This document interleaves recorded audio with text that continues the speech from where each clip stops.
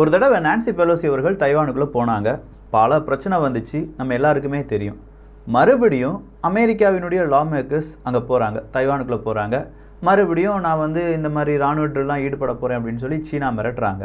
சரி, இதுதான் பிரச்சனை முடிஞ்சிருச்சே, இதுக்கு மேலே யாரும் இனிமேல் போக மாட்டாங்க அப்படின்னு சொல்லி நினச்சிட்டு இருக்கும்போது தான் நேற்றே ஒரு இன்ஃபர்மேஷன் நம்ம சொல்லியிருந்தோம். ஒரு யூஎஸ்னுடைய லா மேக்கர்ஸ் மறுபடியும் அங்கே போகிறதுக்கான வாய்ப்புகள் இருக்குன்னு. ஆனால் போனது யார் தெரியுமா?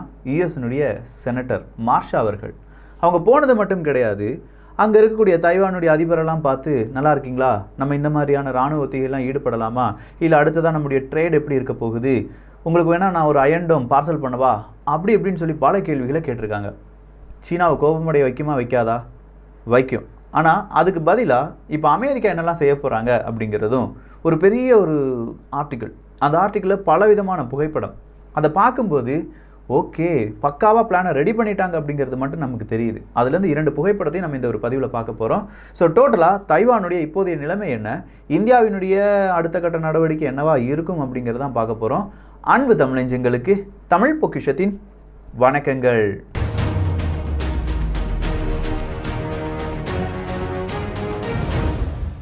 ஸோ அமெரிக்காவினுடைய யுஎஸ் செனட்டர் மார்ஷா அவர்கள் நேராக தைவானுக்குள்ளே போகிறாங்க. தைவானுக்குள்ளே போன உடனே இங்கேருந்து சீனா ரொம்ப பெரிய அளவில் எச்சரிக்கை கொடுக்குறாங்க, நீங்கள் மறுபடியும் தேவையில்லாமல் எங்களுக்குள்ள ஒரு சண்டை இழுத்து விடுறீங்க அப்படின்னு சொல்லி.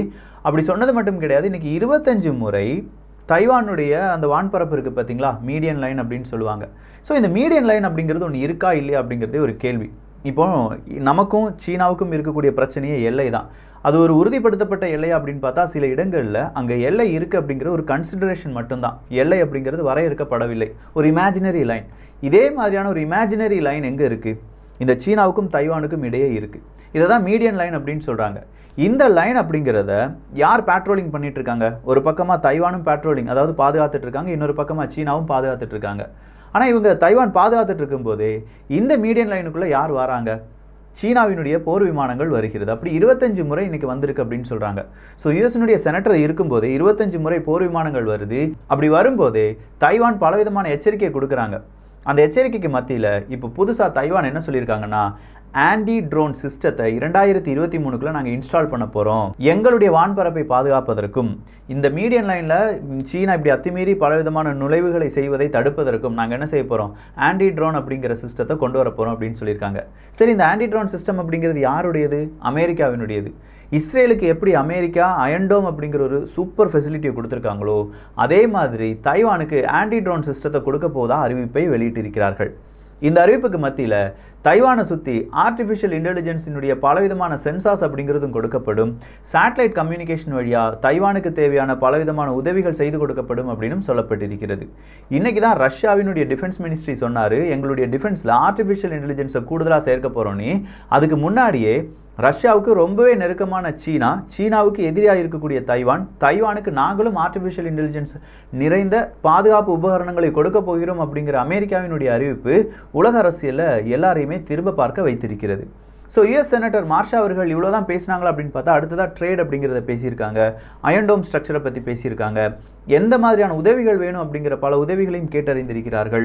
இப்போ தைவான் என்ன சொல்லுது, எப்பா இந்த அமெரிக்காவினுடைய லா மேக்கர்ஸ் வராங்க, இல்லாட்டி நான்சி பெலோசி அவர்கள் வராங்க, இவங்கெல்லாம் வந்ததுனால சீனாவுக்கு எதிரான நாடுகளுடைய எண்ணிக்கை அதிகரித்திருக்கிறது, தைவானுக்கு ஆதரவான நாடுகளுடைய எண்ணிக்கை அதிகரிச்சிருக்கு. தேங்க்ஸ் சீனா, தேங்க்ஸ் அமெரிக்கா அப்படின்னு சொல்லியிருக்காங்க. ஸோ ஒரு கட்டத்தில் சீனா எதிர்க்க சீனாவை எதிர்க்கும் நாடுகள் எல்லாமே தைவானை ஆதரிக்கிறாங்க. சீனாவை எதிர்க்கக்கூடிய மிக முக்கியமான நாடாக இப்போ அமெரிக்கா நிற்பதால் அமெரிக்காவினுடைய வருகை தைவானுக்கு கூடுதல் பலத்தை கொடுத்திருப்பதாக கூறப்படுகிறது. இதில் இந்தியாவினுடைய கேம் என்ன அப்படின்னு பார்த்தீங்கன்னா, எல்லாத்தையுமே ரொம்ப சமாதானமாக பார்த்துட்டு இருக்காங்க. குறிப்பாக தைவான் கூட நம்ம போட்டிருக்கிற ஒப்பந்தங்கள், அந்த செமிகண்டக்டர்ஸ் ஹப் அப்படிங்கிற தொலைநோக்கு பார்வை, இது எல்லாமே இந்தியாவுக்கு ஒரு ஆடட் அட்வான்டேஜ் தான். அப்படின்னா இந்தியாவினுடைய பாதுகாப்பு அமைச்சர் இல்லாட்டி வெளியுறவுத்துறை அமைச்சர் இப்போ எங்கே இருக்காங்க அப்படிங்கிற வேறொரு கேள்வி வரலாம். ஜெய்சங்கர் அவர்கள் அர்ஜென்டினாவுக்கு வந்துட்டாங்க. அர்ஜென்டினாவில் பலவிதமான ஒப்பந்தங்கள் அப்படிங்கிறதுல நம்ம நாடு கையெழுத்து போட போகுது.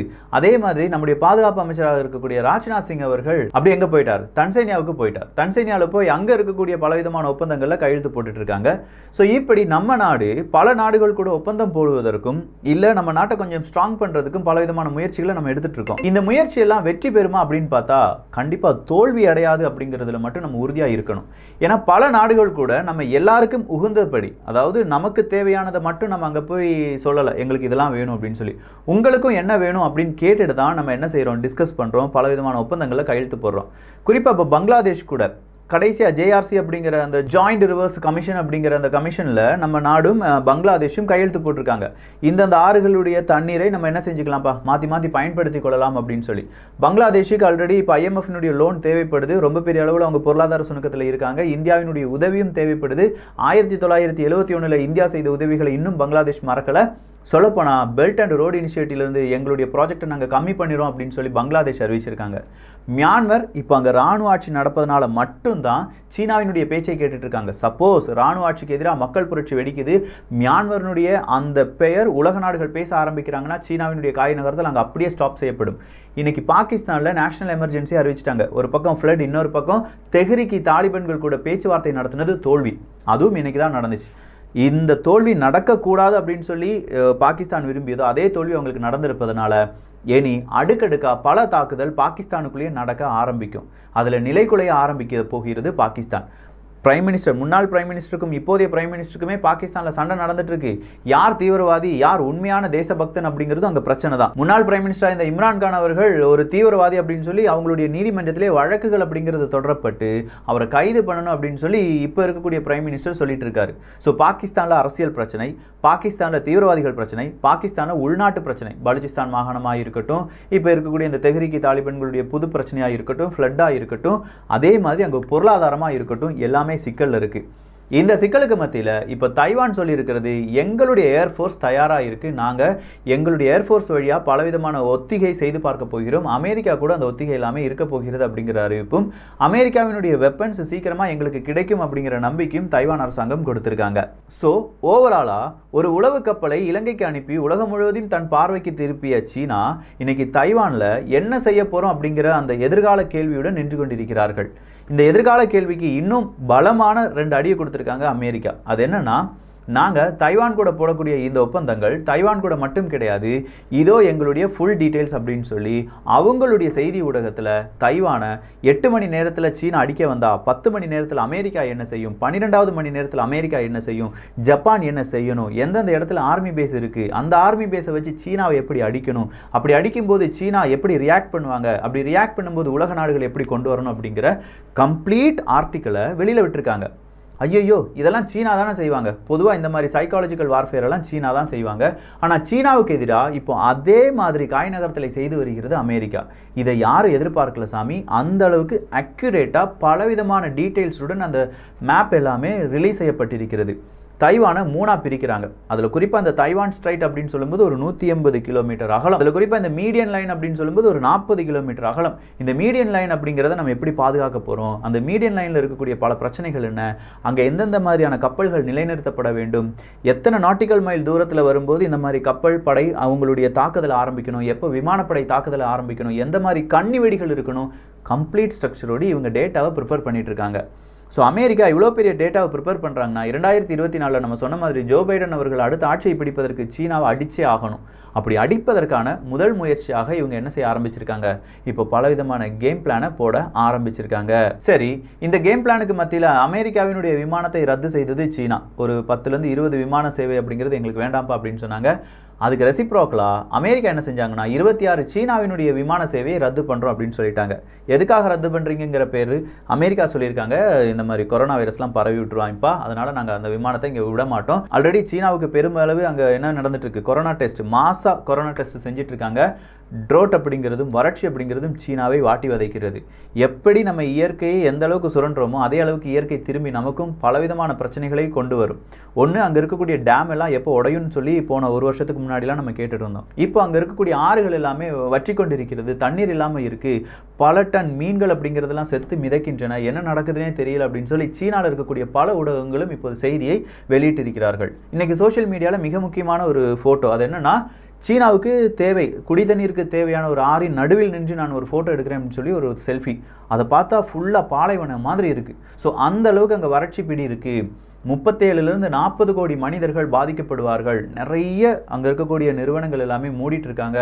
இப்படிங்கிற செய்தி எல்லாமே பார்க்கும்போது பொருளாதார சுணுக்கம், எதிரி நாட்டினுடைய படை, இல்லாட்டி பல நாடுகளுடைய சைக்காலஜிக்கல் வார்ஃபேர், இது எல்லாம் சேர்ந்து சீனாவை ஒரு பிடிக்க போகுதுங்கிறது மட்டும் தெரியுது. ஆனால் சீனா இதுலேருந்து மெதுவாக எஸ்கேப் ஆவாங்க. ஏன்னா சீனாட்ட நிறைய ஃபாரின் கரன்சி இருக்குது, கோல்டு இருக்குது, அவங்க பல நாடுகளுக்கு கடன் கொடுத்துருக்காங்க. எத்தனை நாட்களுக்கு இப்படியே சீனா போகும்? சீனாவினுடைய வெளியுறவு கொள்கை சரிவர இல்லை என்றால் அடுத்ததாக சீனாவுக்கு என்னென்ன ஆபத்துகள் இருக்கும் அப்படிங்கிறத சீனாவாலேயே ப்ரெடிக்ட் பண்ண முடியாது. ஸோ அமெரிக்காவை பொறுத்த வரைக்கும் இப்போதைக்கு சீனாவுக்கு மிகப்பெரிய தலைவலியாக இருப்பது தைவான் தான். அந்த பிரச்சனையை விட்டு விடவே கூடாது அப்படின்னு சொல்லி தான் அமெரிக்கா மறுபடியும் அவங்களுடைய எல்லா நபர்களையும் அனுப்பிட்டு இருக்காங்க. இல்லாட்டி கொஞ்சம் பாருங்களேன், ஏன் மறுபடியும் அமெரிக்கா அவங்களுடைய லா மேக்கர்ஸ் அங்கே அனுப்பணும்? ஏன் மறுபடியும் சீனா இந்த மாதிரி பிரச்சனை பண்ணும்போது அமெரிக்கா மறுபடியும் நானும் பிரச்சனைக்கு தான் வாரேன்னு சொல்லணும்? இதுக்கு பின்னாடி இருக்கக்கூடிய அந்த உலக அரசியல் தான். லேசுப்பட்ட நேரத்தில் சீனாவை விட்டுட்டோம்னா சீனா பலவிதமான வியூகங்களை வகுத்து அமெரிக்காவுக்கு எதிரான காய் நகர்த்தலை செய்யும். ஸோ சீனாவை யோசிக்க விடாமல் உலக நாடுகள் மத்தியில் சீனாவை பரபரப்பாக வைக்கிறது அமெரிக்காவினுடைய கடமை. ஆல்ரெடி ரஷ்யா வச்சுக்கிட்டு தான் இருக்காங்க உக்ரைன் பிரச்சனை வழியாக. இங்கே சீனாவுக்கும் பலவிதமான பிரச்சனைகள் கொடுக்கப்படுகிறது. இது எல்லாம் அமெரிக்காவினுடைய ஒரு பிளானாக இருந்தாலும் 2 நாடுகள் ஒன்று சேர்ந்தால், ரஷ்யா வர்சஸ் சீனா அப்படிங்கிற இந்த 2 நாடுகள் ஒன்று சேர்ந்தால் அமெரிக்காவினுடைய அடுத்த கட்ட நகர்வுக்கு பலவிதமான பிரச்சனைகள் வரும். ஆனால் இந்த 2 நாடுகள் ஒன்று சேருவார்களா? இல்லை, அவங்களுக்குள்ளேயும் பல பிரச்சனைகள் இருக்குது. வியாபார நோக்கத்தில் வேண்டுமானால் 2 நாடுகள் ஒன்று சேருவாங்களே தவிர ஒரு நாட்டை எதிர்க்கணும், வாடா சேர்ந்து அடிக்கலாம் அப்படின்னு சொன்னால் வர்றதுக்கான வாய்ப்புகள் ரொம்ப கம்மியாக தான் இருக்குது. ஸோ டோட்டலாக பார்க்கும்போது தைவான் பிரச்சனை அப்படிங்கிறது கொஞ்சமாக சூடு இல்லாத மாதிரி நமக்கு தோன்றினாலும் சூடு பறக்க அங்கே பிரச்சனைகள் நடந்துட்டு தான் இருக்குது. அமெரிக்கா அவங்களுடைய காய்நகரத்தில் பக்காவாக செஞ்சுட்டு இருக்காங்க.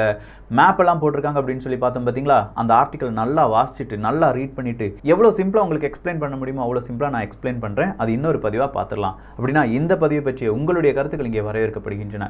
எல்லோரும் தமிழ் பொக்கிஷத்தில் இணைந்திருங்கள். நல்லதை பகிர்ந்து நல்ல சமுதாயத்தை உருவாக்குவோம். நன்றி, வணக்கம்.